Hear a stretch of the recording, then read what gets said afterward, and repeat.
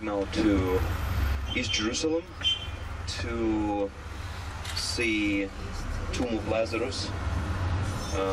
Bethany was a favorite place of our Lord, where his friends lived, where his dear friend Lazarus lived, and where his Lazarus' sisters Mary and Martha lived.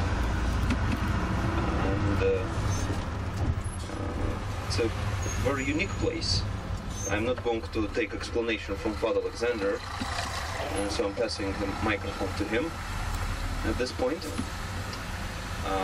But again, I wish for us all to have another blessed day, another engaging day, another day of blessings and joy and wonderful, uplifting experiences.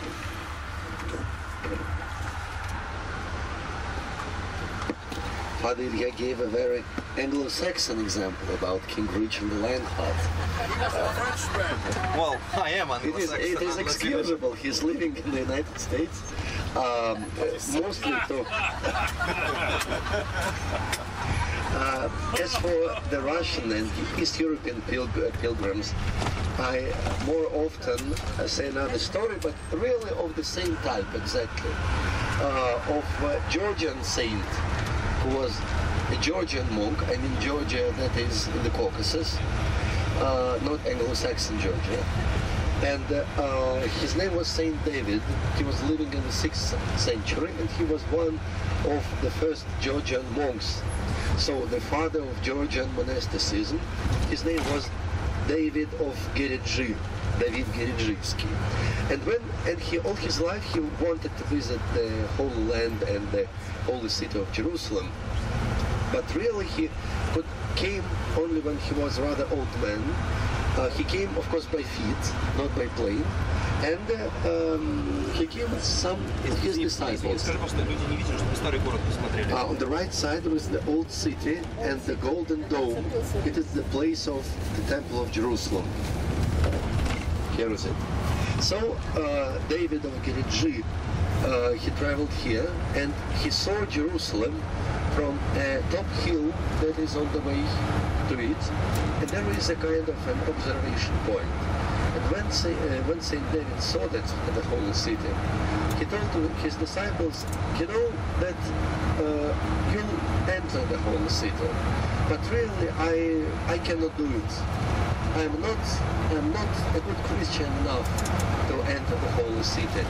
And so he took 3 small stones from that hill and turned back and started to return back to Georgia, of course by feet, without entering the holy city.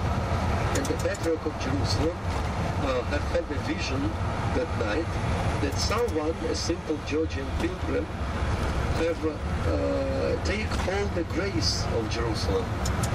And the Patriarch came up and started to run over that road, about which angel told him, and found David.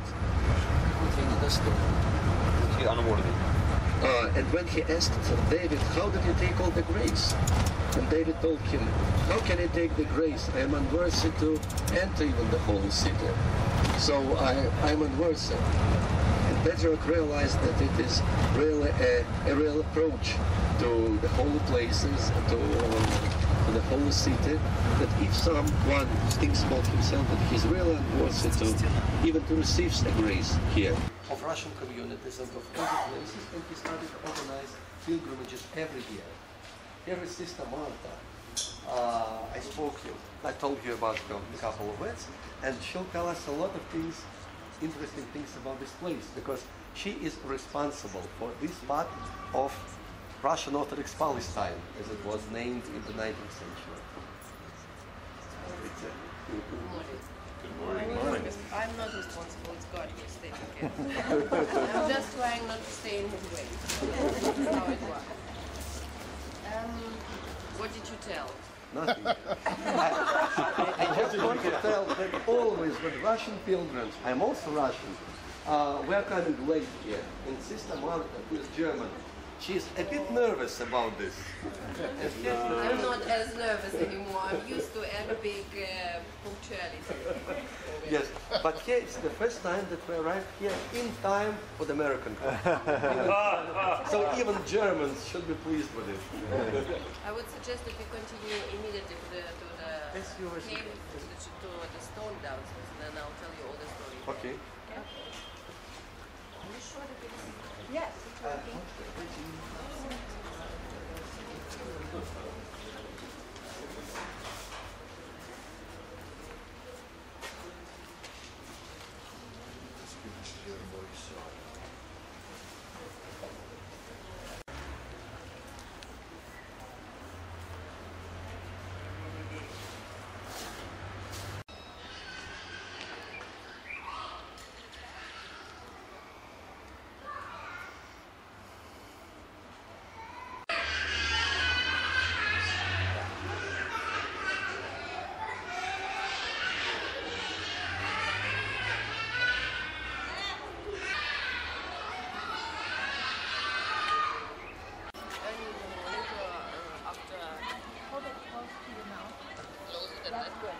You can turn it up. It's still early in the morning, even though it started. So after having seen all the German dreams in the night, my English is not as perfect. I apologize. To tell you about this place, it was bought by the Russian mission at the beginning of the 20th century, in 1909. And the main house that you saw in the beginning, two floors, this house was built as a pilgrimage house. Because through this property, just here behind you, these are the stones where you're standing now. Stay. These are the ancient stones from an ancient road leading from Jericho to Jerusalem. Pilgrimages those days happened a little bit different than our days. You came for how many days? 2 weeks. 2 weeks. Oh, that's almost a luxury. Most of the groups come for 7 days, a little bit less for 8, a little less for 10, and then 12 and 14. This is our days. It's really very, very rare. Which means that most of the groups, pilgrims arriving on the airplane, change immediately to the bus, air conditioned of course, and then you just start running from one holy place to another holy place. And it's good that everybody has the modern technology. I mean, microphones, cameras, videos, where we are filming, taking pictures and trying to record, to come home and to start to find out where have I been, what did I miss, what is where, and where should I go again. The pilgrimages at the beginning of the 20th century, the people came first of all not by plane but by ship. Already this took another time frame. And then arriving in Jaffa, they continued in best case on a donkeys. In the Holy Land you were walking. And even though it's very close, everything, it's amazingly close. I think when you arrive here first and see that, you know, Bethlehem is just next door, or even Galilee, it's just 2 hours away. Nevertheless, the distances had somehow to be overcome. So pilgrims' houses were necessary. And we, having this road here, the pilgrim house was built quite, you know, it was well chosen, the place. But as a pilgrim's house, it functioned not very long. The First World War started, the pilgrims stayed at home, and the property was taken by the Turkish army. Not also, it had a reason. A big house, thick walls, all the valley here, you can't see it here because of the wall, but the valley here is well seen from here. The own road in your own garden, and 2 miles to Jerusalem. So strategically also very well chosen. When the Turkish left, they left such a mess that even the Arabs around didn't come to take the place because there was nothing to take. So the property remained empty until the first sisters arrived here. Actually, the monastery of St. Mary Magdalene, which I heard you didn't visit yet, it started here. Why? Because over there, the Church of St. Mary Magdalene, it was a royal church built by the Tsar Alexander III, his brothers and his sister, in memory of their mother, Tsarin Maria Alexandrovna. It was blessed in 1888, but it was, you know, even the wall around the property was not closed, you know, it was an open area, everybody could come in. There were two houses that after the revolution, after the connection to Russia was disturbed, they were rented to people at least to have some income, but there was a sister who took care of the church. She opened it for the pilgrims. She was helping when services were held. But the monastery was on Mount of Olives, the Ascension Monastery. So in the 30s something happened. Two Anglican nuns came to the Holy Land on their way to India. They were both from Scotland. One of them already has been there and opened Martha and Mary House. The other traveled for the first time. Coming to Holy Land, they were looking for a place to stay, and they learned a woman, also English speaking, who was renting a room in this one of the houses. She was planning to go abroad for a longer period of time, and they all three came to the sister in charge to ask her permission to exchange for these two Anglican nuns to live in this room. We don't know how happy the sister was to let two Anglican nuns into this room, but she let them in, and the sister stayed forever. Now, this is something that happens quite often, even nowadays. You can even say that there is a tendency. Those people who don't plan to stay here, they in the end are kept here. you know, that's sometimes a tragedy, but you know, for sure, will of God in most of the cases. So those two nuns converted to Orthodoxy. In the Orthodoxy, they have chosen again the monastic way of life, and they were tonsured with the names Martha and Mary. So Mother Mary became the first abbess of the St. Mary Magdalene convent, and Mother Martha for all her life stayed in Bethany. So, I mean, the name, it's already, you know, is a twinge. Yeah, and they came here with two other sisters. Actually, on this property, 5 people, 4 different faiths started. These two newly converted sisters, with them, one sister came, she was Armenian Catholic. And another sister, Ulrika, was from Denmark, she was Protestant. And the 5th in their nice company was the god Ibrahim, a Muslim. All 4 sisters had the medical education. And Mother Mary, she asked blessing from Metropolitan Anastasia from the very beginning to open here either a school or a clinic. He blessed. All the 4 sisters had this medical education, so coming here, they opened a small clinic. Sister Ulrika was writing in her diaries, there's some of her in English, so not everything survived the years, but from what survived, we know a little bit of details of how life was those days. So, and she was writing that the population here around, especially the Muslim part, was quite hostile.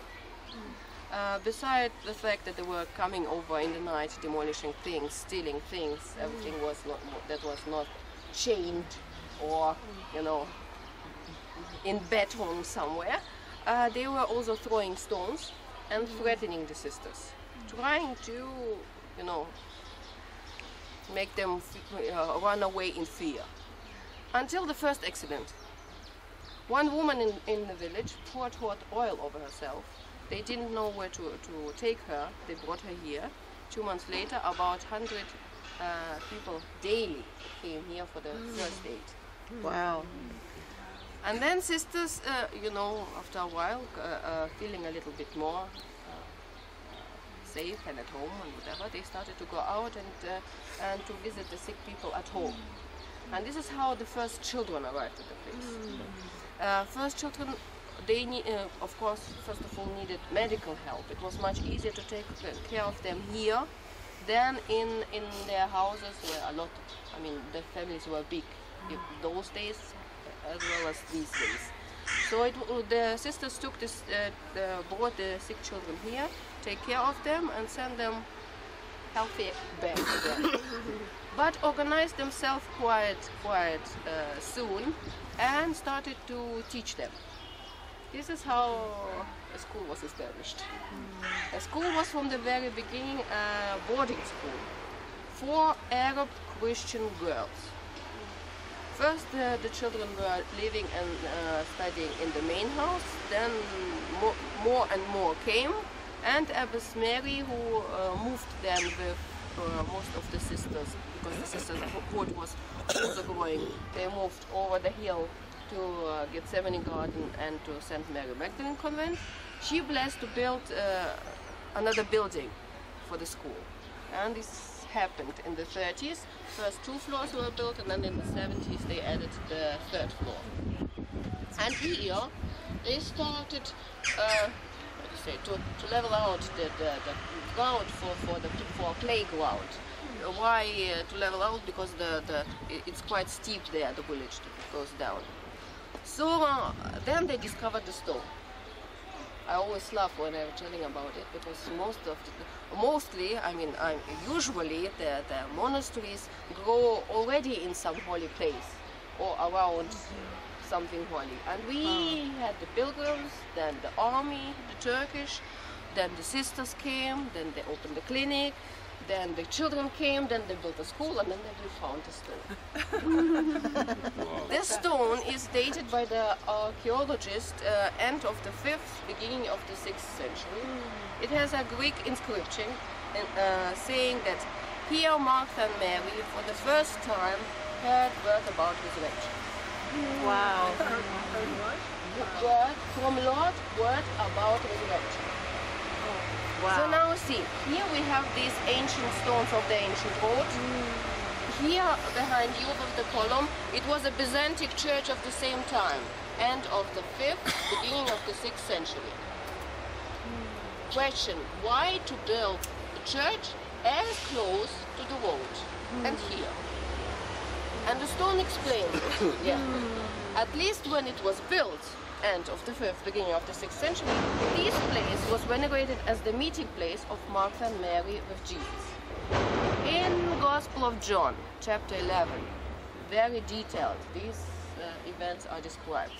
When I'm telling you just in my own words, and not as it's that's in Gospel, because I know it in Russian, in German, but not in English. When Jesus heard about the sickness of Lazarus, he remained another 2 days in his place, and only then made his way to Bethany. Coming close to Bethany, he has no time to enter Bethany or house of Martha and Mary, where he has been before. Martha, who hears that he is coming, runs outside and meets him somewhere outside Bethany. With the words, if you only would have been here, my brother wouldn't have died. And he is comforting her. Your brother will rise again. And she, as being a Martha, what does she answer? I know. I know that he will rise again in the last day of resurrection. And what is he telling? It's written in the chapel, that's why I'm just... It's written in Arabic, in Thessalonic, and in English. He's answering, I am the resurrection and the life. He that believeth in me, though he were dead, yet shall he live. And then he is adding, do you believe? And what is she answering? Yes. Yes, I do believe that you are the Son of God. And then, what is she doing? I'm sorry, she drops Jesus and she runs home. And Jesus doesn't continue his way to her house. He's in the gospel saying that he's waiting there where he met Martha. So Martha is running. She enters the house, and there are a lot of guests, Jewish family, neighbors, friends who are absolutely according to the tradition are there, sharing the pain of the sisters, trying to comfort them. And she is entering the house, goes directly straight to Maria, and what she's telling her, but in Church Slavonic it is Taina. So in secret, she's telling Maria, the teacher is here and he's calling for you. Maria is dropping everybody and runs outside to meet Jesus. And all these Jewish, and it's also in the Gospel, think that she is going to cry and to mourn at the tomb of Lazarus. They follow her. Everybody is meeting Jesus in the streets, like on this road, and most probably somewhere here. And from here they walk all together to the tomb of Lazarus, which is about 600 meters east direction. You can walk, not the streets, but like this. Where this miracle of resurrection of 4 days dead Lazarus happens. So this is why the church was built here, and the stone, it was either in the altar or it was in the walls of the church, explaining what is venerated here. So when they found the stone, they just took it up, but left it in its place. They built a chapel around, and as you can see, the playground is half the size as it was planned before. So I suggest now that you know what you will see when you enter the chapel, you do it, and I open meanwhile the church, and then you will just come over there and I continue my talking.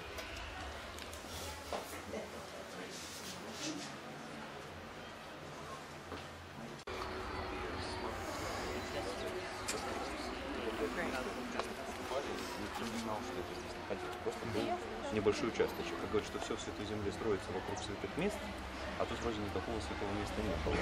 И во время раскопок, когда они понижали уровень, чтобы не было такого резкого подъема в церкви, они нашли археологические места.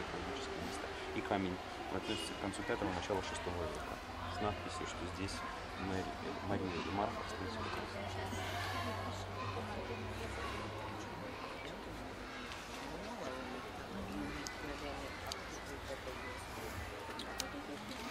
So we both had to survive. They had to learn Russian very quick, because most of the sisters at that time were Russian speaking already. And we, the sisters, yeah, we had, I guess, to overthink our, opinion of monasticism in this raising of the children, The girls did it better, I must say. They learned Russian quite quick, and the sisters are still struggling. But however, we had then to move to, we have another church in the main house, because here when you are praying, even if they're in the schoolyard, a break, and all these hundreds of girls, and they are very loud, Arabic, Middle East loud. Or even if they are out there, you just close everything, and it's very peaceful here. So you don't see what's happening out there. This other church, the house is quite well built, because when downstairs they are too loud and obviously standing head, then the floor is vibrating. So you just know, okay, the level they reach the limit, you have to just to go down and to put everybody in corner to cool down. And if they are too loud outside, you hear it as well. So, and the church is in the second floor, and there is a balcony. So you just step out of the church, close the door, one loud scream, you know, and then you go inside and you continue your contemplative prayers. So very helpful. Nevertheless, always the liturgies are happening here, and there was quite a difficult time about 5 years ago, when there were not enough priests, even for the monasteries. So we were in a situation, we were running after priests and they were running away from us. So, and we were looking for a way how to make this place very attractive, because even, you know, the groups are coming quite rarely. Before the wall, 8-meter wall was built, all the groups were coming from Mount of Olives and continued to Jericho or to Galilee, or the other way around, coming up and going through Bethany to Jerusalem. Now to reach Jerusalem, to reach Bethany, you need to make this round of almost 15 kilometers to reach it. So very rarely groups are coming, and with the groups also priests are coming rarely. But we were looking for a way to make this place attractive, and in the end we found one. We started to pray in the night. So we have night liturgies, most of the times from Thursday to Friday, because Friday is the day off in the school. And it's not easy for us, because even though our girls are joining us, most of the times at least half of them, the other half is sleeping, and when they are sleeping, then in the other morning they are at 6 o'clock up. And when we finished at 3, then it's a little bit not enough sleep, but still to have here regular liturgies, we are quite happy to have found this place. You know, it's Sister Martin, yes. Another question, how do you keep living here? Because you have a small community, it's okay, yes. But a big school and girls living together with you, is it sponsored by the Synod of the Russian Church Abroad or by Ministry of Education? What about this? I mean, glory to God that we are not sponsored by the Ministry of Education, because any money given, you know, they are using it very much to, you know, to have the other strings around, you know, and around our neck. You know, it's good that we don't have this connection, and this is always our point of argumentation. Please keep outside, as you are not responsible for what is going on here. Financially, our situation is still quite easy to describe. 1/3 of our expenses are covered by the school fees. So there are school fees being a private school. 1/3, this is great thankfulness to our first abbess, who, as you now know, was Scottish, and she, in the year 1965, she arranged such a connection link with an English institution called Bible Lands, which is sponsoring Christian institutions all over Third world, especially in Palestine, Egypt and Lebanon. And this is quite a stable third from 1965, but taking a lot of work, because besides they are finding from their side sponsors willing to sponsor children's education. We are presenting the kids who are not able to pay the full fees, and we have about 150 sponsored children and about 250 sponsors, and 6 letters through the year have to be written in an English language, which you have to supervise. Then beside this, you need to report about all the activities going in the school, and especially the financial reporting. You know, it's horrible. It's you know, yeah, absolutely, yeah. But it's worth the stability in our life. And the last third, it's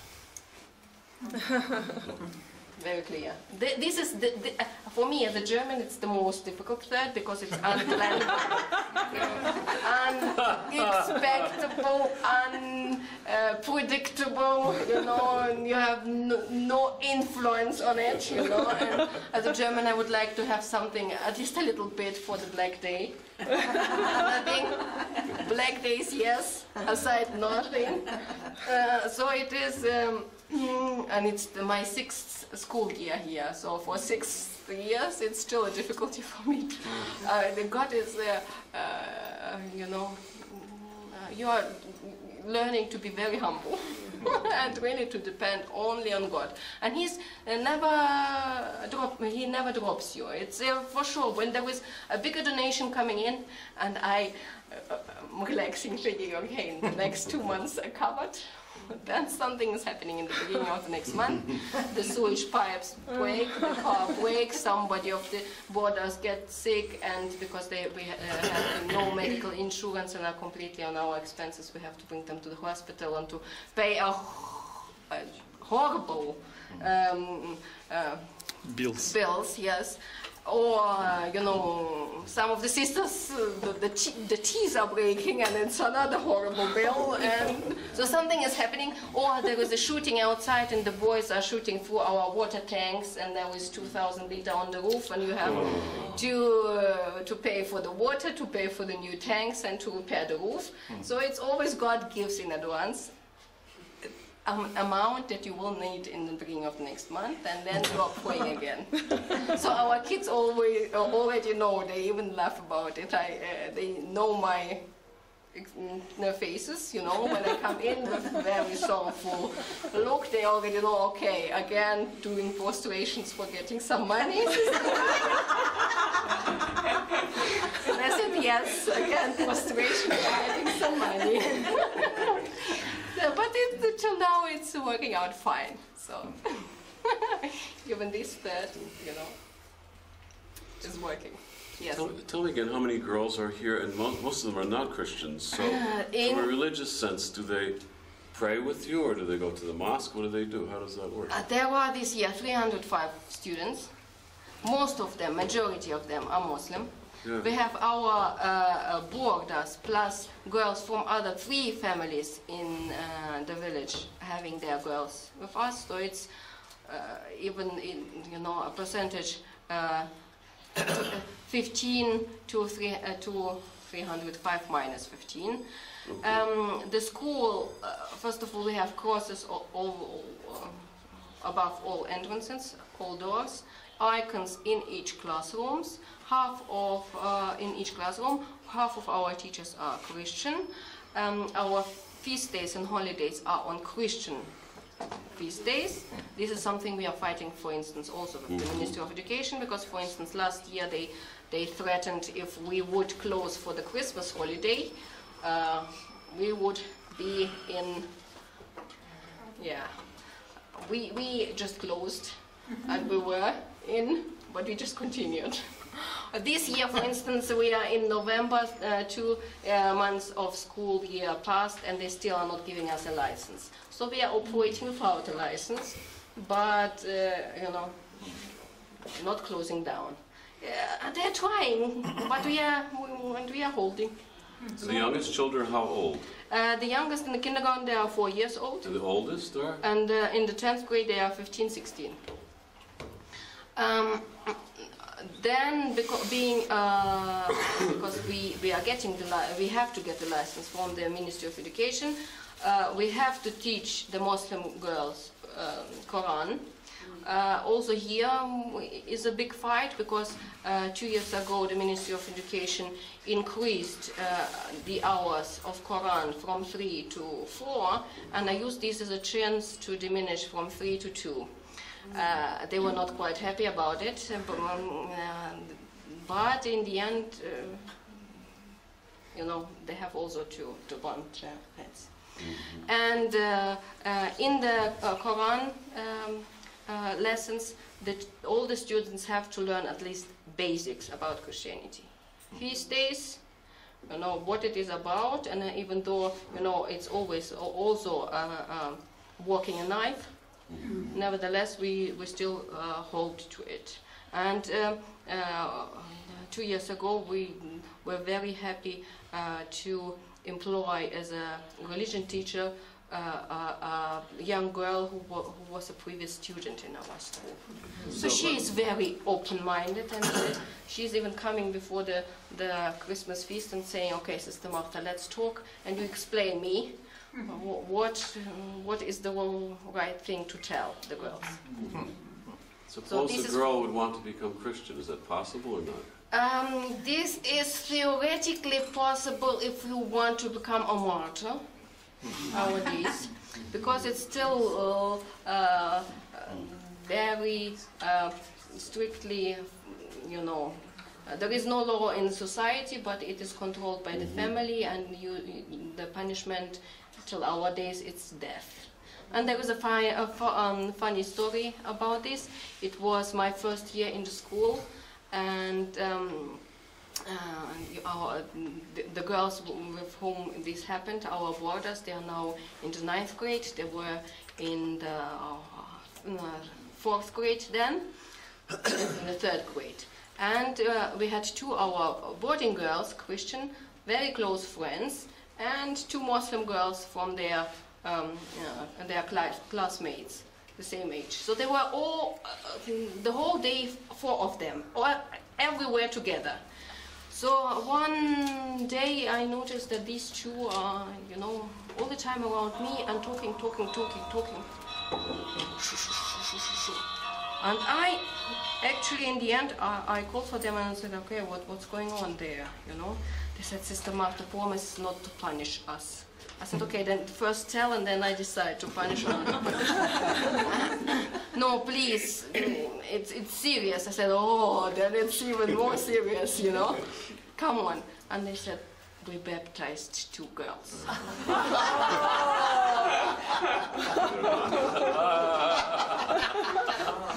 My heart dropped, I don't know, till when, you know. But I tried to stay cool, and I said, "How baptized?" And then they said, "You know, when you go outside, pay attention that here on the right there was another small cave. And this cave, the boarders were using, they were doing their own church there. They would cover it with a blanket, and they will put all their icons inside and their prayer books in Arabic, and they'll put a carpet and some chairs, and they will, on their daily procession through the property, they will stop there, or when somebody punished when most of the time I punished somebody, they would come to cry here. So they said we took them to our church and we made them kiss all the icons, and we taught them how to cross themselves. And they had to sing Yaram Borham, which is Lord have mercy, and Christ is risen from the dead. And we taught them how to make the cross sign, and they did it well, and we paid attention that they, as you taught us. And then we brought some oil and holy water, and we put the cross sign on their forehead, and we poured the hot oil, holy water over them, and we took them by the hand, and we were going around and singing Alleluia. How old were they, sister? Third grade. So I said, so why are you coming now to me? And he said, and what they are home now. What is when they tell their fathers? And I said, this is all about, you know, when they tell their fathers. So I collected all the girls, and we started to make prostration for the girls not to tell the fathers. Actually, you know, we were praying very hard, and actually for the coming 2 months, I entered the school with a bumping heart, if there is a father around or not, you know, because, yeah, that would be, the consequences would be serious. So the same year, one of the girls moved, I think to Jordan, somewhere abroad. And the coming year, the other girl, because of the Jerusalem ID, they moved to Jerusalem, and she entered another private school. So both of the girls moved away. And I don't know how this baptism will, what an impact it will have on their lives. But this is what happened. Yeah. So, yeah. Sister, is yes. there a way that we can contact you or stay in touch to be able to give donations, or do you have something come out to tell what your prayer needs are?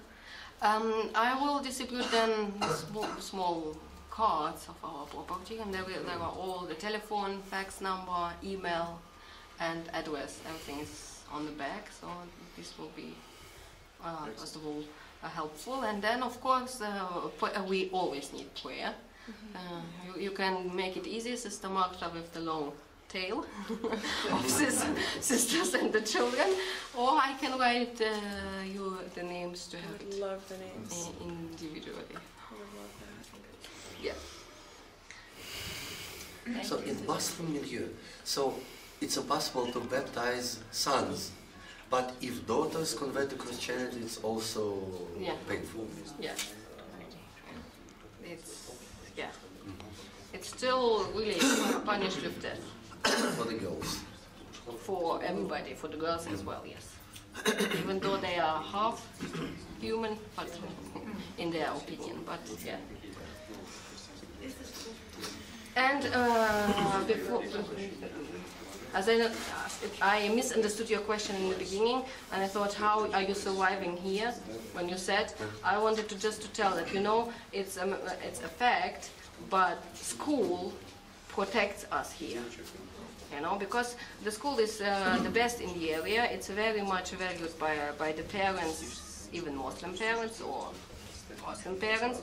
So there is the Greek monastery just across the road, 200 meters away, and the problems they face with the population here is the problem we face is nothing in comparison with their problem. So the school is really protecting us in a daily life. Yeah.